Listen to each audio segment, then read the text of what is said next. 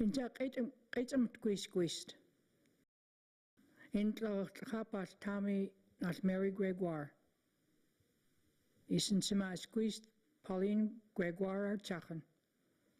Alaki can call Otapanaka ex colquiltamihi a high coach quiltami isuyapiha Commonage area. Ki ihi ex colquiltam. Ihi. A high coach Okanagan Hiko coachits Silhuat Wilhil il Siniculuten the Hail il Scalicula. The Okanagan people are a large and growing population, living in confined reserves. Aha ikoch quiltmi isuyapich iskalhulauchtet ulla lutachminkslich koklets huitseltam. Through a series of illegal past actions, these reserves have diminished to the extent that they cannot sustain our community. The Commonage Reserve, known to us as Indian Reserve Number 9, is one such reserve. It was removed in 1889. Indian Reserve Number 9 is almost 28,000 acres from Vernon in the north, across all the land between Okanagan Lake, Kalmalka Lake, and Wood Lake, and as far down as Okanagan Center in the south. It's been over 30 years since we filed this specific claim with the federal government. With the efforts of many chiefs, we are still at the starting point of these negotiations. We believe the land claim is important to us, not only to all residents in the North Okanagan, but also those of Canada and residents of British Columbia. Since it was through their illegal actions, the honor of the Crown is at stake here. After 130 years of injustice, we are telling our history.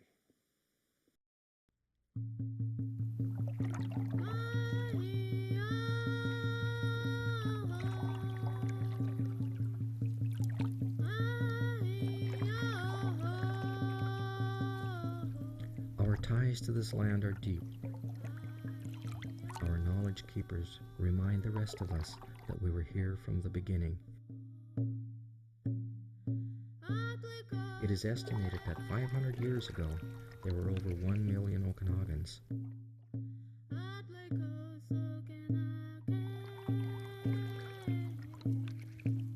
The Creator brought us into this land, and we are bound to it.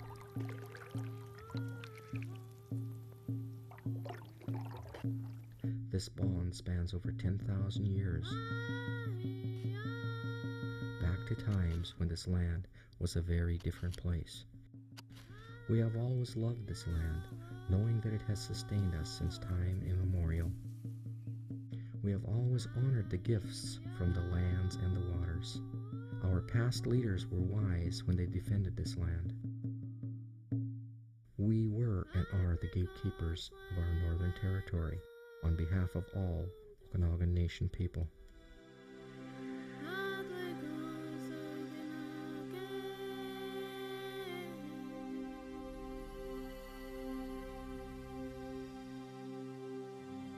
Before we were herded onto reserves, our economy was dynamic.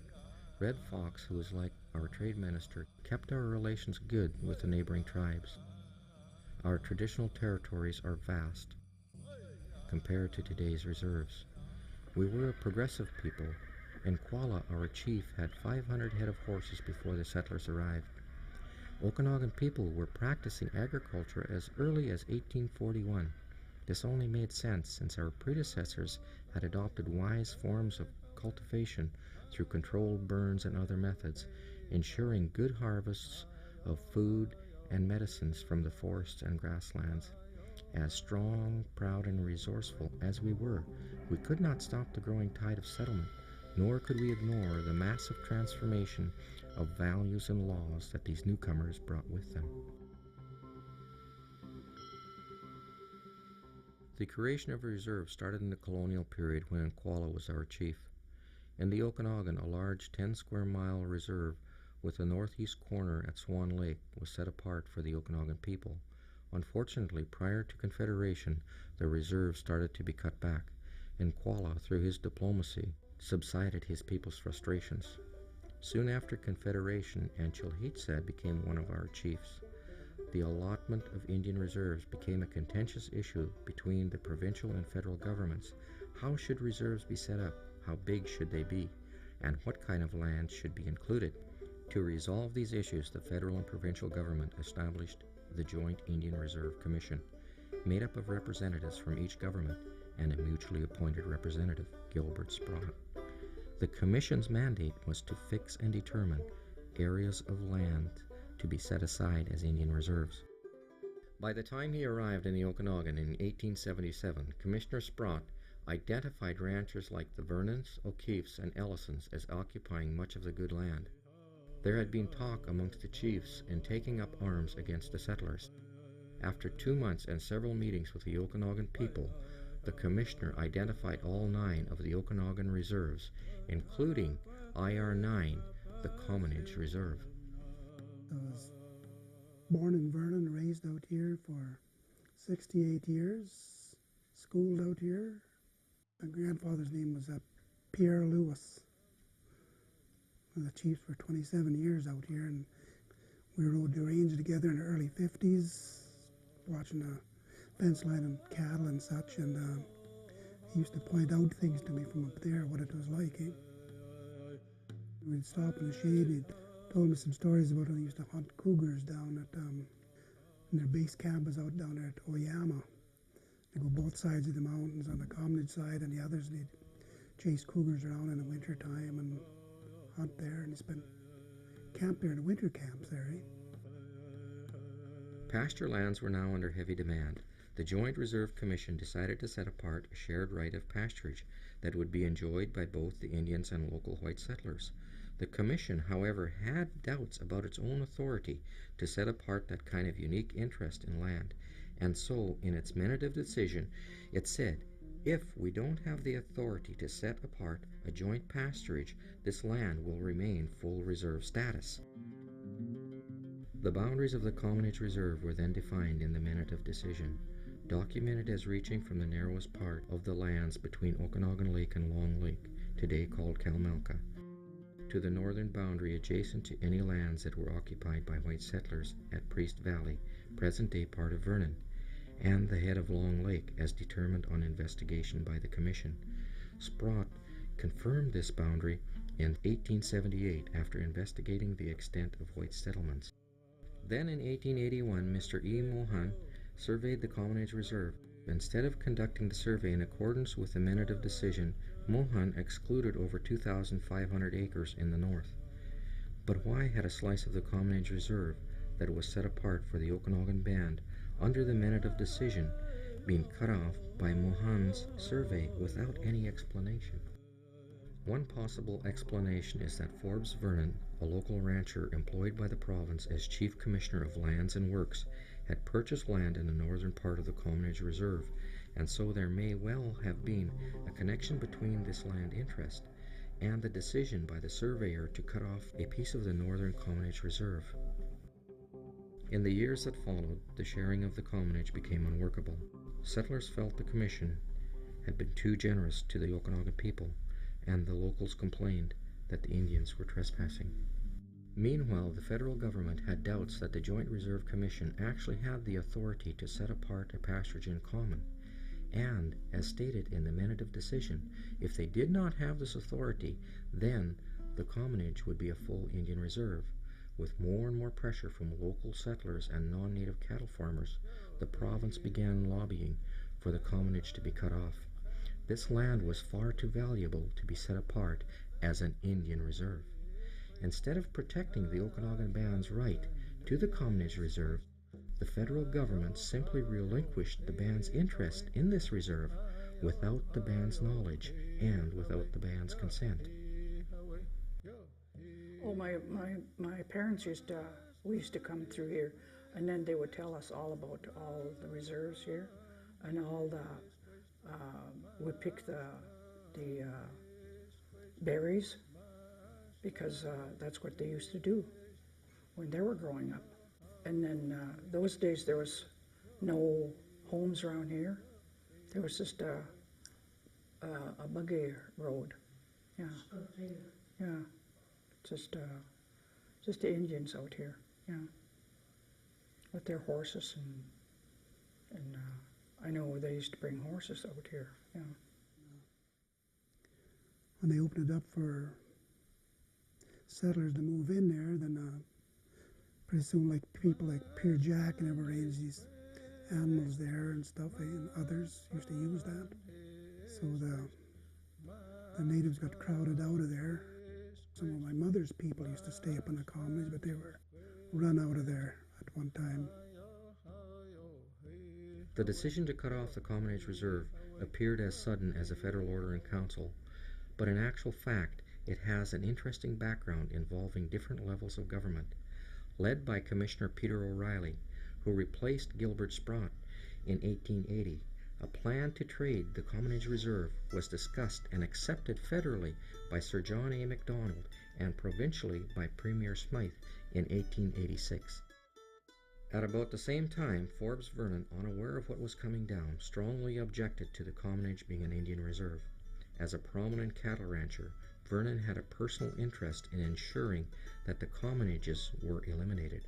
Vernon's brother-in-law, I.W. Powell, employed federally as the Indian superintendent to protect the rights of the Okanagan Band, warned Vernon not to do anything that could upset or alert the band until the issue had gone through.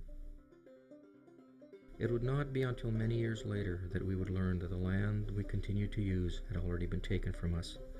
Not until 1893, when the government began auctioning off the Commonage to local settlers, did we become aware of the negotiations that had gone on without our consent.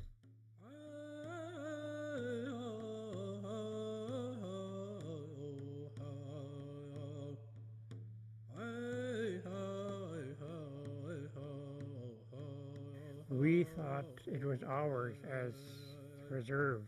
It was because it was a section that was the area that was set aside for pasture, for pasturing horses. But now they tell us that meant for everybody, not just for us. Commonage meaning a common ground or common area. There's a wagon road to go to the Commonage.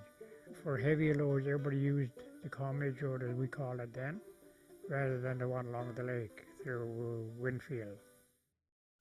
I've been asked 100 different times, and I never told them exactly where the real native trail that goes to Kelowna. Mm-hmm. It's the railroad track is on it.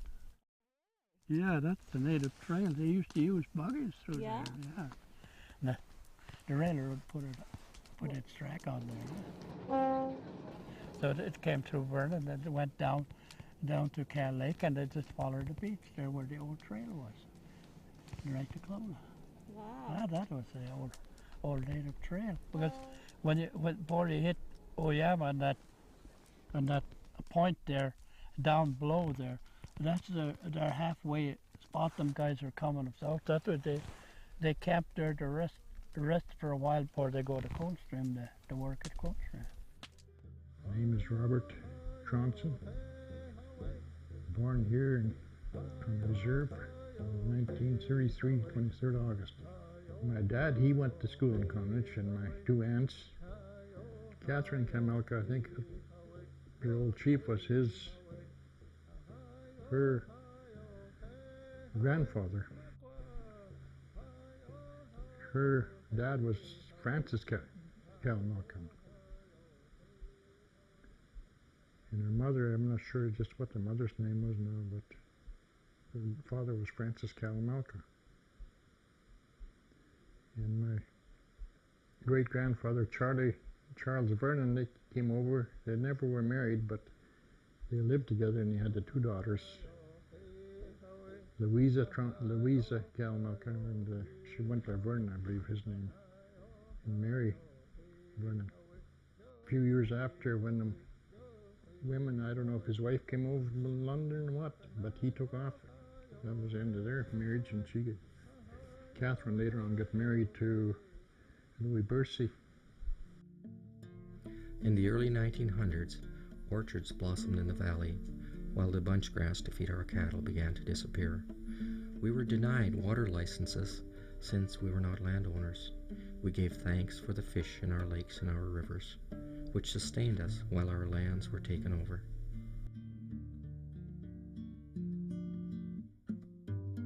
When they first made contact with the Europeans, they were so willing to work with them and accommodate their interests. You know, they had a good economic relationship. When the fur trade era was going on, which was the first era in Aboriginal, non-Aboriginal relations, you know, the Aboriginals and non-Aboriginals were on a more or less equal footing. They had a good relationship. It wasn't until, you know, the real estate market developed that people started getting interest in land and timber and minerals that things started going downhill. And when that real estate market developed, when people started getting an interest in land and wanting to live here, wanting to develop businesses and so forth here, that you know, the conflict with the Aboriginal people started. The cutting off and selling of this land to settlers is really the heart of the Commonage claim. You don't take land that isn't yours, and if you do take land that isn't yours for some extreme reason, such as an expropriation, you compensate the owner. The province's ongoing selling of our lands with Silver Star in the 70s, Panoose Lake, and now the Commonage needs to be addressed. The cutting off of the Indian Reserve Number 9 to Commonage, really, in the view of the Okanagan Indian Band, the federal government comes across as saying, we stole the land, but we stole it fairly. We still are of the view that it is an Indian reserve. The size of the Commonage Reserve today is about 28,000 acres, just over 42 square miles. The northeast corner starts just north of Kalmalka Lake and goes south to the head of the lake, then follows the shoreline down to Oyama, taking in part of Oyama and continuing south along the west shore of Wood Lake to the narrowest part, then across or west to meet Okanagan Lake. Then it travels north up the shore of Okanagan Lake to approximately the ball field at Marshall Fields, past Paddlewheel Park. Then east encompassing Predator Ridge and the Allen Brook Center to meet up at the northeast corner above Kalmalka Lake. These boundaries include lands taken out of reserve by Mohan's erroneous survey in 1881. They had names for every place.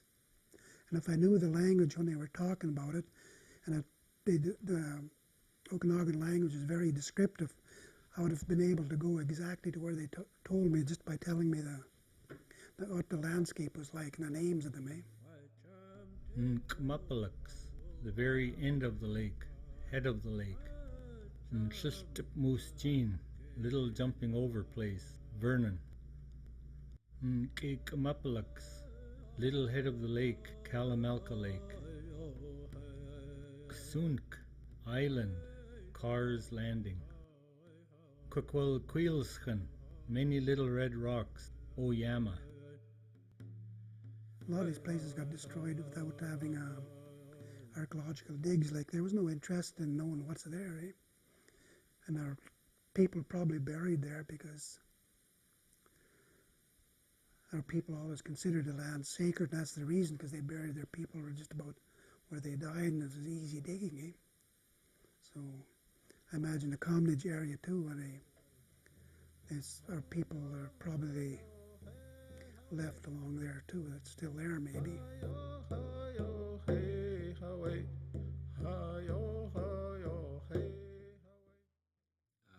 The elder people, you know, the people from for the last 200 years, you know, have always been saying, you know, that there is land there, that land has been taken away from us, you know, and it's in that spirit, you know, that we have got to this stage.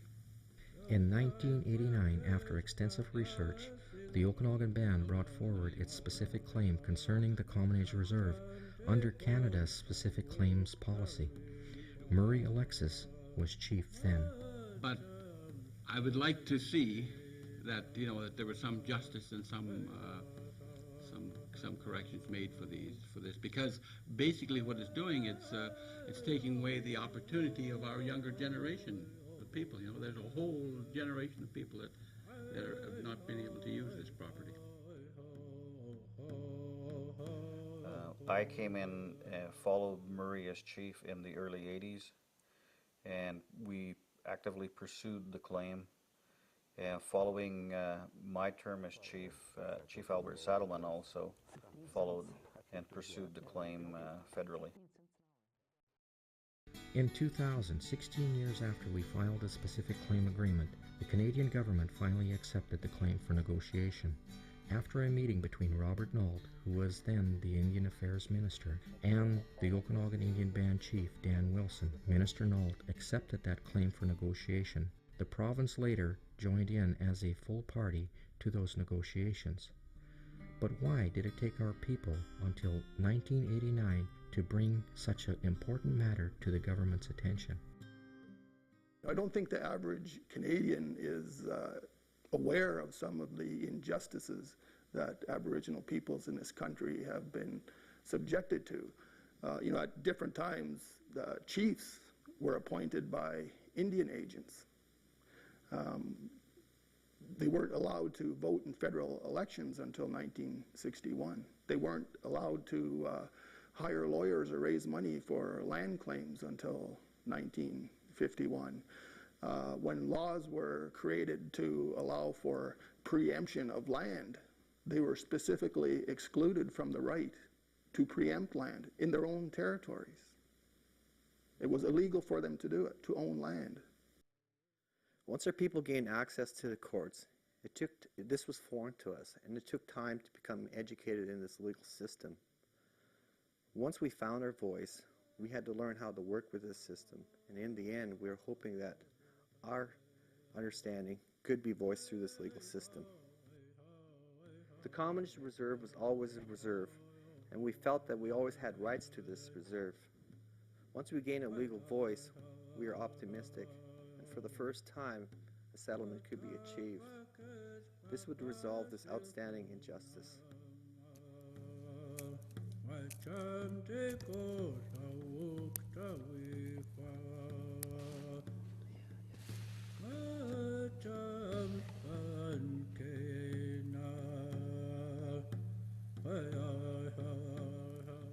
There was enough evidence there to proceed to where we're at right now. Our lawyers have assured us that ours is the strongest out of all of the commonages here that were formed here in British Columbia.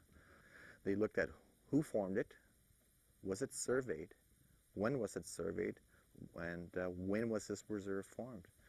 It was formed through the Joint Reserve Commission with federal and provincial representatives, and also this commonage was surveyed. Based just on those two, it was an actual reserve.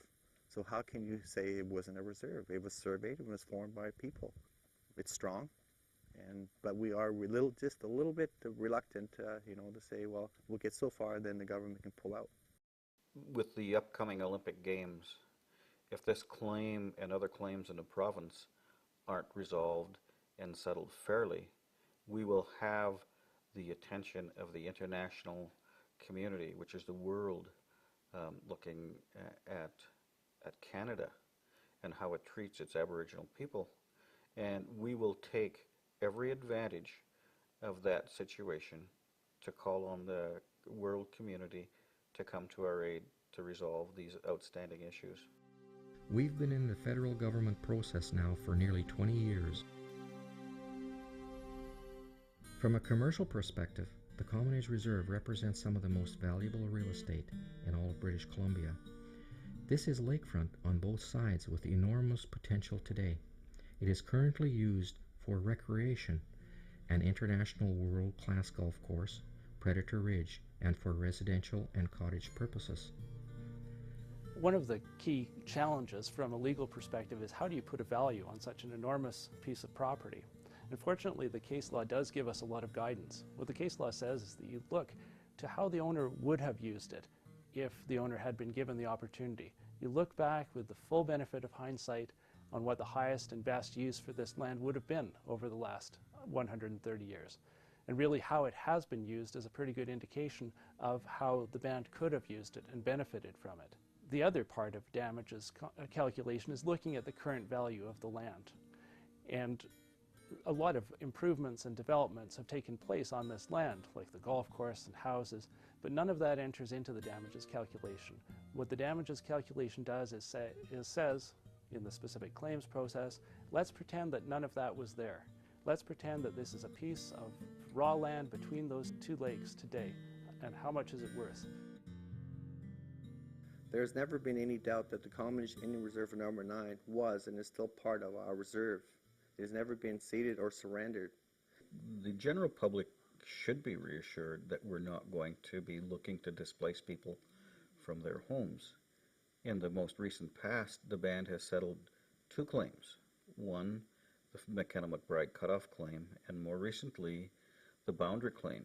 Those claims were resolved with the federal government. They involved lands where innocent third parties had purchased lands within those land claim areas, and the band has never, ever, through the negotiation or suggestion, ever tried to displace people from those lands that they innocently and rightfully bought from third parties. The benefits from a specific claim, especially a very significant one like this, spread quite quickly throughout the surrounding community.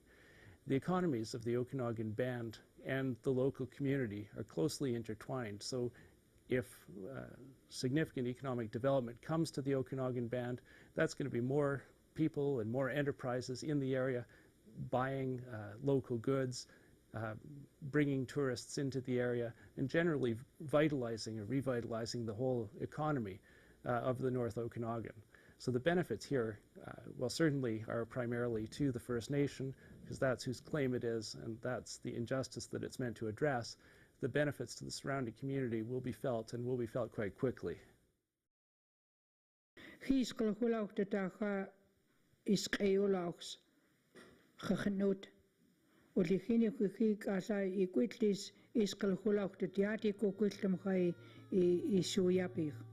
We have lost entire reserves, including IR9. Some parts of other reserves have been illegally taken by the federal government. We know that our claim is legally sound and that the honor of the Crown is at stake. We know our rights. These rights were given to us by the Creator and cannot be simply legislated away. We are not going away, and we cannot end this struggle. This duty we owe to future generations. As we work toward reclaiming what was wrongfully taken, we search for a time of fairness and better understanding. Today we stand resolved to right an injustice which began some 130 years ago and remains still a stain on our relationship with the Crown.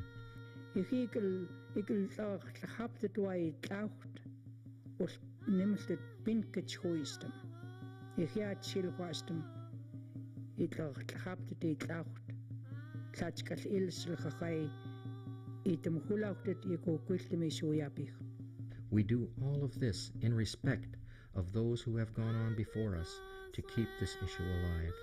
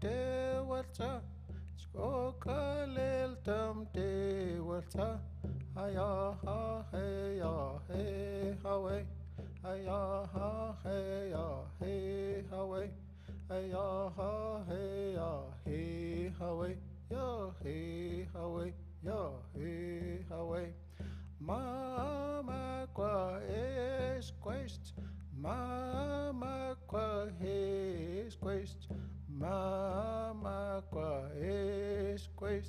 Hiya ha hey ya hey away. Hiya ha hey ya hey away. Ya hey away. Ya hey away. Qua quexcan es quest. Qua quexcan es quest. Qua quexcan es quest. Hiya ha hey ya hey away. Hiya ha hey ya hey away. Ya hey away. Ya hey away. Kayoselken his quest. Kayoselken his quest. Kayoselken his quest. Hiya, hiya, hey, away.